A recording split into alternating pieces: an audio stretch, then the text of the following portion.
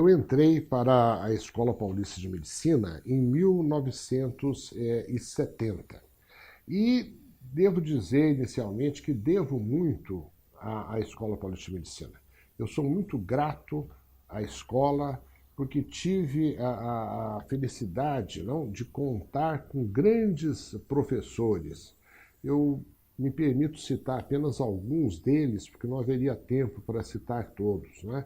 Na anatomia, José Carlos Prates; na histologia, professor Sasso; na farmacologia, José Ribeiro do Vale, que foi um dos pioneiros da farmacologia científica no Brasil; professor Elisaldo Luiz de Araújo Carlini, na psicobiologia, psicofarmacologia; na anatomia patológica, professor Jorge Michalani, um grande professor.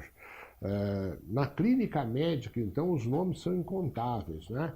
Tive como professor Oswaldo Ramos, também na Nefro; professor Otávio Rato, na pneumologia; Costabile Galuti, na cirurgia torácica; Afif Sadi, na urologia; professor Matos Pimenta, grande nome da neurocirurgia. Todos esses foram nossos professores. E vários outros, nas doenças infecciosas, Jair Xavier Guimarães, e assim por diante. Os nomes são tantos que não haveria aqui tempo para citar todos, mas eu não gostaria de fazer nenhuma injustiça, mas foram em conjunto um grupo de professores notáveis, não é?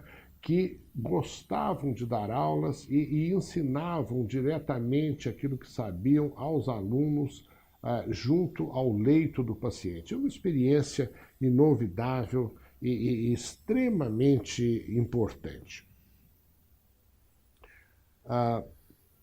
Eu entrei para a Escola Paulista, como eu falei, em 1970, tendo ocorrido a chamada Revolução ou Golpe Militar em 1964. Portanto, eu entrei para a escola apenas 6 anos depois do golpe militar. Como todos sabem, o golpe militar resultou em grandes prejuízos para a Escola Paulista de Medicina e para diversas outras universidades. A escola viu-se dividida entre aqueles que eram favoráveis ao regime militar, aqueles que se opunham ao regime, e nós tivemos grandes perdas, grandes professores foram depostos, afastados da escola. Eu lembro o nome do nosso ex-diretor, professor Marcos Lindenberg, que foi diretor da Escola Paulista, se não me engano, entre 1962 até 1964, quando foi afastado pelo regime militar. Felizmente, com os trabalhos da Comissão da Verdade, da qual fez parte um dos meus colegas de turma, o doutor Gilberto Natalini, com os esforços da Comissão da Verdade, esforços também do nosso reitor Walter Albertoni e de muitos outros, a memória do professor Marcos Lindenberg foi felizmente reabilitada e hoje ele dá nome ao principal anfiteatro da Escola Paulista de Medicina e tem também um busto em sua homenagem. Justa homenagem, porque foi um grande professor, um grande líder da Escola Paulista de Medicina. A Escola Paulista de Medicina foi fundada no ano de 1933, portanto, um ano apenas depois da Revolução Constitucionalista de 1932. Nesse contexto, pós-Revolução de 32, em que o Estado de São Paulo se opunha a Getúlio Vargas, não é? É natural que houvesse um movimento paulista muito forte no sentido de abrir uma segunda faculdade de medicina, além daquela existente em Pinheiros, e a escola só poderia, nesse contexto, se chamar paulista, e o seu hospital só poderia se chamar São Paulo, no contexto da Revolução, do período posterior, logo posterior à Revolução de 32. Assim é que na inauguração da Escola Paulista de Medicina participaram discursando, falando, o Guilherme de Almeida, o grande poeta de 32, estava presente também Ibrahim Nobre, o chamado Tribuno de 32, e foi nesse contexto que o professor Antônio Carlos Pacheco e Silva proferiu a aula inaugural na Escola Paulista de Medicina. O professor Pacheco e Silva foi um grande nome da psiquiatria, não só paulista, como brasileira, e até teve projeção internacional, chefiou entidades internacionais. O professor Pacheco e Silva fora formado em medicina no Rio de Janeiro, mas completou a sua formação em psiquiatria na Europa e teve uma influência marcadamente francesa no seu pensamento. Pacheco e Silva foi diretor do Hospital do Juqueri para doentes mentais, posteriormente foi catedrático da Universidade de São Paulo, da Faculdade de Medicina, e foi também o primeiro professor catedrático de psiquiatria da Escola Paulista de Medicina. O professor Pacheco Silva permaneceu na Escola Paulista de 1933, data da sua fundação, até 1963, quando no início de 1964, houve um concurso para o próximo professor titular, na época chamado professor catedrático, para o provimento da cadeira de psiquiatria da Escola Paulista de Medicina. O concurso para o provimento da cátedra de psiquiatria em 1964 contou com ilustres concorrentes, entre os quais o professor Aníbal Silveira, professor Darcy de Mendonça Uchoa e o professor João Carvalhal Ribas. O professor Aníbal Silveira tinha sólida formação em psiquiatria clínica e foi estudar na Alemanha, tornando-se discípulo de Kleist, contemporâneo de Leonard. O professor Aníbal Silveira concebia uma psiquiatria mais próxima da neurologia, estudando os sistemas cerebrais, à moda de Kleist, e contribuiu muito para a nosologia das psicoses marginais de Kleist, que são chamadas hoje através de diversos nomes, né? Mas o professor Aníbal Silveira perdeu o concurso, sendo conduzido à cátedra o professor Darcy de Mendonça Uchoa. Darcy Uchoa foi, antes de tudo, um notável psicanalista, de grande cultura humanística. Ao tempo do professor Darcy Uchoa, o ensino se concentrava, sobretudo, na psicanálise. O curso ministrado para o terceiro ano era essencialmente um curso sobre a teoria psicanalítica das neuroses. Posteriormente, com o advento dos novos assistentes, professor Marcos Pacheco de Toledo Ferraz, professor Itiro Shirakawa, a psiquiatria clínica foi novamente se afirmando no departamento. E nós passamos a ter aulas práticas inicialmente com o professor Marcos Ferraz, professor Itiro Shirakawa. As aulas práticas eram ministradas no Departamento de Assistência aos Psicopatas, então no Hospital da Água Funda. Mas foi através desses professores que eu tive a oportunidade de entrar em contato com a psiquiatria clínica, que seguia um modelo mais médico na sua essência. Ao me formar na Escola Paulista de Medicina, em 1975, eu optei por continuar no Departamento de Psiquiatria da escola, que já então contava com um serviço de residência recentemente estruturado. Na residência, sim, nós contávamos com aulas já de psiquiatria clínica, contávamos com uma enfermaria, inicialmente no DAP da Vila Mariana, hoje CAISM, para onde o departamento está regressando, e posteriormente contamos com uma enfermaria já dentro do Hospital São Paulo, o que foi um notável avanço, porque inseria a psiquiatria dentro do Hospital Geral, modelo que hoje é reconhecidamente bastante eficaz e recomendado. A psiquiatria inserida no Hospital Geral tem a vantagem de poder contar com uma abordagem clínica para os seus pacientes. Existem muitos casos, né, de psicoses sintomáticas, que são expressão de processos orgânicos, psicoses, por exemplo, ligadas a um lúpus eritematoso sistêmico, psicoses ligadas a encefalites e outros casos dessa natureza que só podem ser cuidados adequadamente e diagnosticados dentro do Hospital Geral. Eu tive a felicidade de trabalhar também dentro da enfermaria de psiquiatria do Hospital São Paulo, e isso se revestia de uma grande importância para a formação dos residentes em psiquiatria, mas também para a formação dos residentes em geral, que assim entravam em contato com casos graves de psiquiatria na nossa enfermaria. Os ambulatórios sempre fizeram parte da estrutura da Escola Paulista de Medicina junto ao Hospital São Paulo. Quando eu iniciei a minha formação em residência, o modelo vigente na Escola Paulista de Medicina ainda era, em grande parte, um modelo psicanalítico.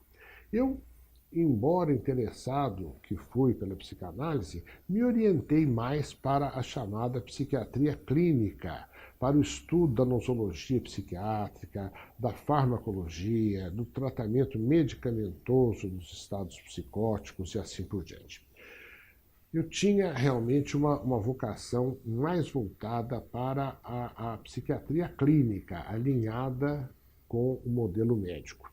Assim é que, em função desse interesse, tão logo eu terminei a minha residência em psiquiatria no Hospital São Paulo, eu me dirigi para o departamento de psicobiologia, de psicofarmacologia, liderado na época pelo professor Elisaldo Luiz de Araújo Carlini. O professor Carlini foi um grande professor da Escola Paulista de Medicina, estagiou nos Estados Unidos, fez pós-graduação na Universidade de Yale e trouxe para a escola a pesquisa propriamente dita em psicofarmacologia.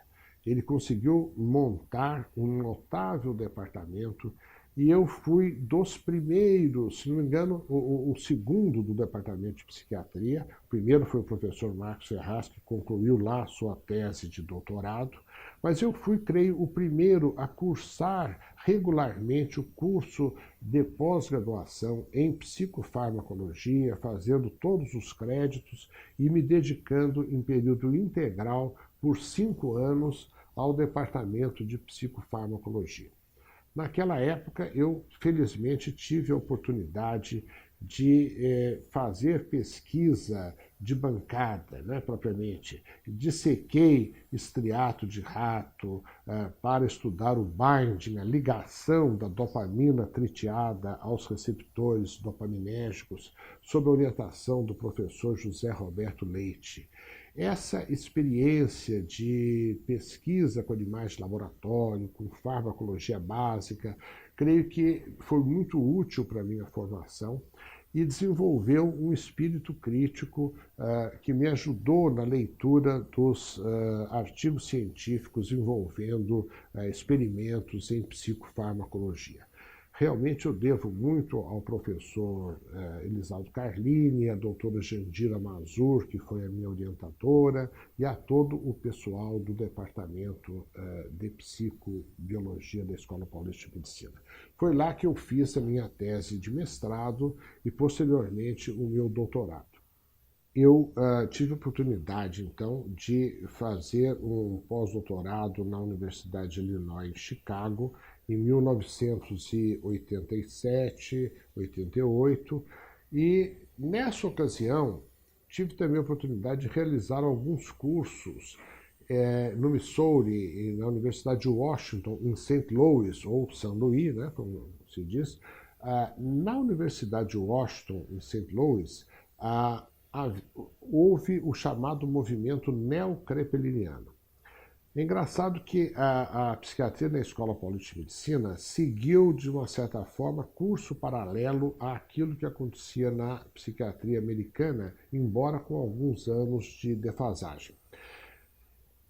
Como se sabe, a psiquiatria americana, até o início da década de 70, era majoritariamente regida por psicanalistas.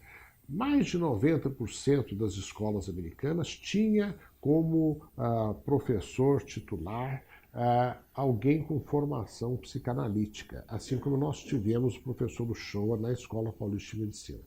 No entanto, já em 1975, com o surgimento do movimento neocrepeliniano, houve uma rápida mudança para a chamada psiquiatria de inspiração mais clínica ou psiquiatria biológica. Esse movimento culminou em 1980 com a publicação do chamado DSM-3, o Manual para Diagnóstico e Estatística das Doenças Mentais, terceira revisão. Esse manual, de uma certa maneira, ao fazer diagnósticos de forma estruturada, com critérios operacionais bem definidos, de uma certa forma, resgatava a perspectiva nosológica dentro da psiquiatria, alinhando-a mais de perto com a medicina geral. E esse modelo vigora realmente até hoje e foi muito profícuo em todos os aspectos, marcadamente no que tange às pesquisas na área da psicofarmacologia e da psicofisiologia, da fisiologia das doenças mentais. Pois bem, eu tive a oportunidade de entrar em contato com algumas das pessoas que promoveram esta mudança, né, na psiquiatria americana, como Eli Robbins, e eu assisti palestras com Robert Spitzer, que foi o criador do DSM-3, e, de fato, quando voltei aqui para a Escola Paulista de Medicina, estava realmente muito impressionado com esses novos avanços da psiquiatria clínica e procurei montar no nosso departamento um grupo de estudos de pesquisas voltado para as doenças chamadas doenças afetivas ou transtornos do humor, compreendendo as depressões resistentes, transtorno bipolar do humor e outras condições relacionadas. Criamos um ambulatório chamado de PRODAF, Programa de Doenças Afetivas, e, posteriormente, o PRODOC, Programa voltado para o distúrbio obsessivo-compulsivo, posteriormente chamado de transtorno obsessivo-compulsivo. Nessa época, surgiram outros ambulatórios especializados dentro do nosso departamento que facilitaram o desenvolvimento de especialização e de pesquisas nas suas áreas específicas. O PROAD, com droga-adição, o PROESC, voltado para a esquizofrenia, posteriormente outros ambulatórios voltados para transtornos alimentares, para transtornos de personalidade e assim por diante. A fundação desses ambulatórios ditos específicos contribui muito para melhorar a assistência, que se tornou mais especializada, e contribuiu sobremaneira para o estudo mais especializado de cada uma dessas condições nosológicas. Eu devo fazer aqui um parênteses e lembrar que no início da fundação dos chamados ambulatórios específicos, houve uma certa resistência dentro do nosso departamento por parte de algumas pessoas que consideravam a estratificação dos pacientes de acordo com os diagnósticos, né, a estratificação nosológica, considerava que essa estratificação não atendia adequadamente àquilo que seria uma psiquiatria mais humanística. Tratava-se naturalmente de um equívoco, né? A nosologia não entra em choque com o tratamento mais personalizado dos pacientes. Ao contrário, vem enriquecer o seu tratamento.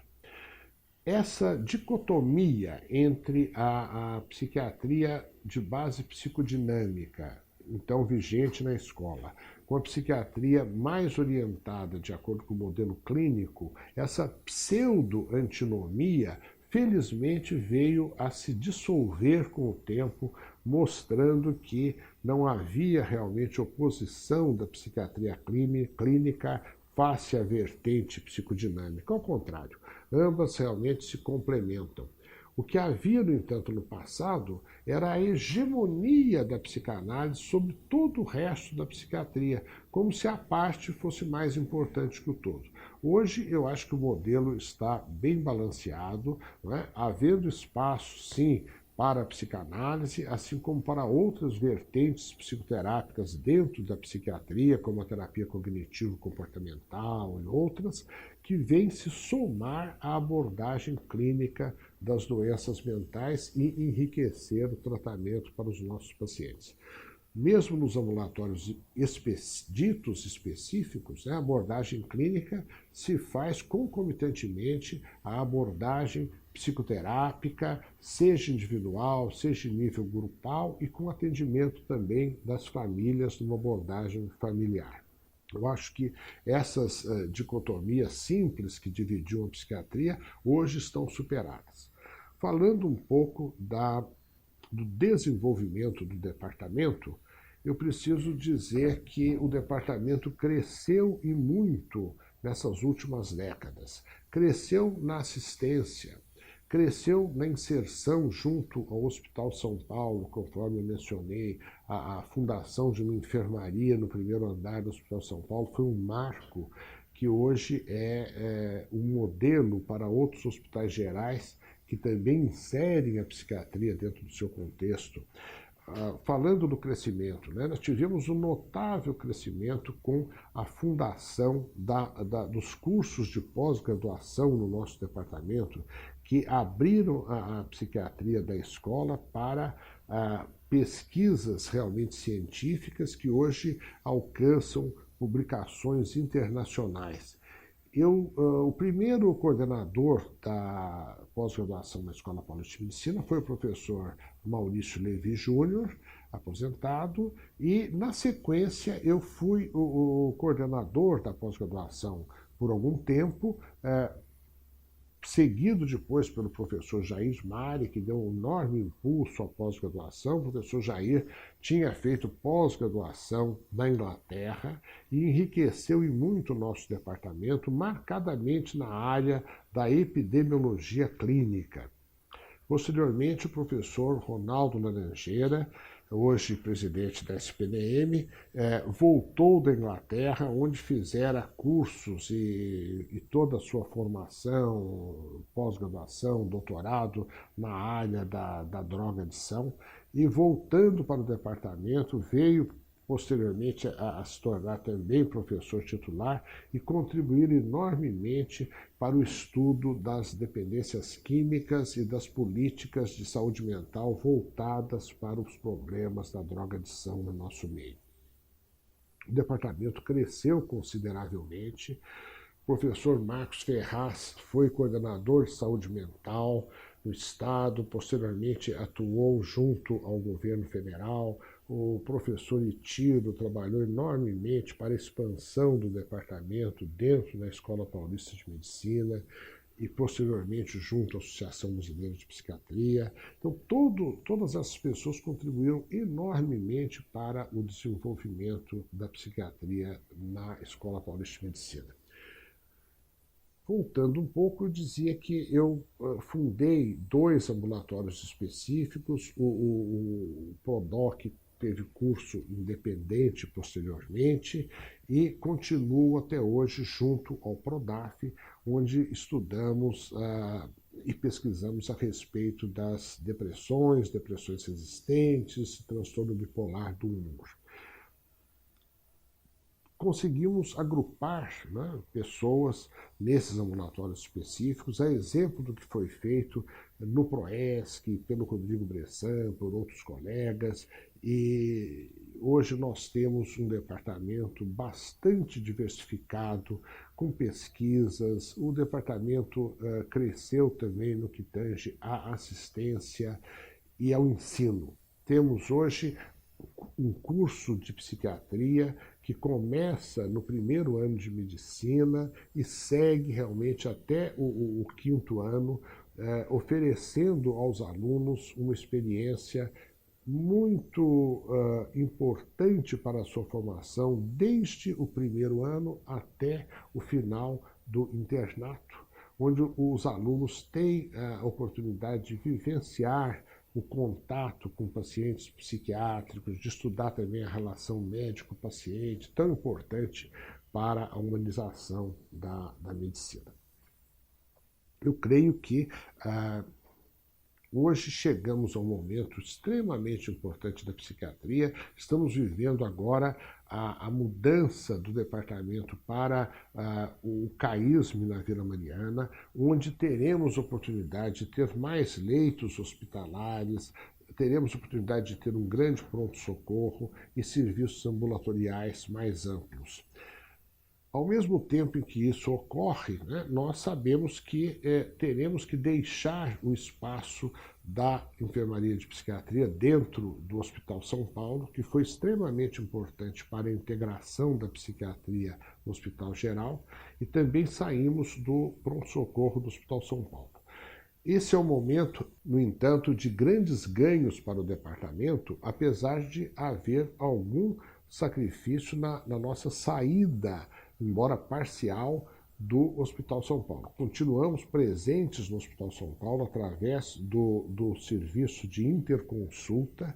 Esse vínculo certamente continuará, mas é possível que no futuro possamos novamente nos inserir dentro da estrutura do hospital universitário, do nosso hospital universitário, o Hospital São Paulo. Certamente valeu a pena. Eu estou na Escola Paulista há muitos anos e vi o nosso departamento, felizmente, crescer apesar de inúmeras crises e chegar a ser hoje um dos principais departamentos de psiquiatria dentro da psiquiatria brasileira. Então, eu posso resumir dizendo que a minha trajetória na Escola Paulista de Medicina, desde os bancos escolares, passando pela residência, pela pós-graduação, pela experiência que tive como professor de psiquiatria nesses anos todos, foi para mim extremamente gratificante. E finalizando, eu repito que eu devo muito à Escola Paulista de Medicina, sendo muito grato não só aos professores que tive, como também aos meus colegas do departamento nessas décadas todas, e também devo agradecer aos alunos e pacientes, porque a gente aprende muito, não só com os pacientes, mas também na troca diária com os alunos de medicina, com os residentes, com os pós-graduandos. Então, sintetizando tudo isso, eu posso dizer que certamente a experiência na Escola Paulista de Medicina valeu a pena e muito.